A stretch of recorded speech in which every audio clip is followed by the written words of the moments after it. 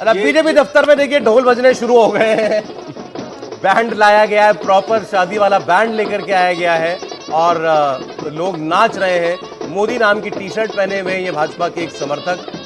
चलिए, हरीश खुराना भी यहाँ पर मोतीनगर सीट से आगे दिख रहे हैं। हरीश खुराना ने भी राहत के साथ ली होगी, मतलब लगातार वो ग्राउंड पर काम करते रहे हैं और यहाँ पर उनका जो ऑडियो चला था चुनाव से पहले वो सिर्फ अपनी सीट उनकी छोड़िए, ऐसा लगा कि पार्टी के लिए भी दिक्कत का सबब बन जाएंगे, लेकिन फिलहाल वो आगे चल रहे हैं।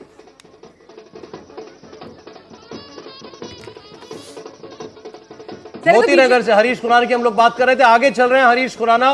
बिजवासन से कैलाश गहलोत, सीट बदली लेकिन वैसा ही अंतर नतीजों में, मतलब रुझानों में बढ़ते दिख रहे हैं, आगे चल रहे हैं। सतीश उपाध्याय मालवीय नगर से पीछे हैं और वोट किसको कितना मिला है आप हमारी स्क्रीन की बाईं ओर देख रहे हैं। अंतर अब एक बार में 12 सीटों का, बीजेपी 41 सीटों पर आगे, आम आदमी पार्टी 29 सीटों पर। मुझे इतना तो मानेंगे ना, मतलब ये अरविंद केजरीवाल इस चुनाव में पीछे थे।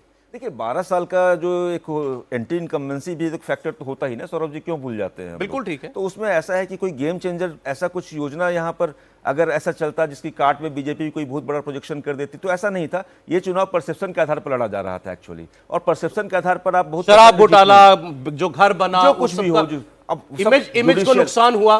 देखिए इमेज पर तो फर्क पड़ता ही है, निश्चित रूप से फर्क पड़ता है, इमेज पर फर्क कैसे नहीं पड़ेगा। लेकिन जो आम आदमी पार्टी का कोर वोटर वो ये मानता था कि ये राजनीतिक प्रताड़ना का हिस्सा है, वो उसको इस रूप में नहीं देख रहा था।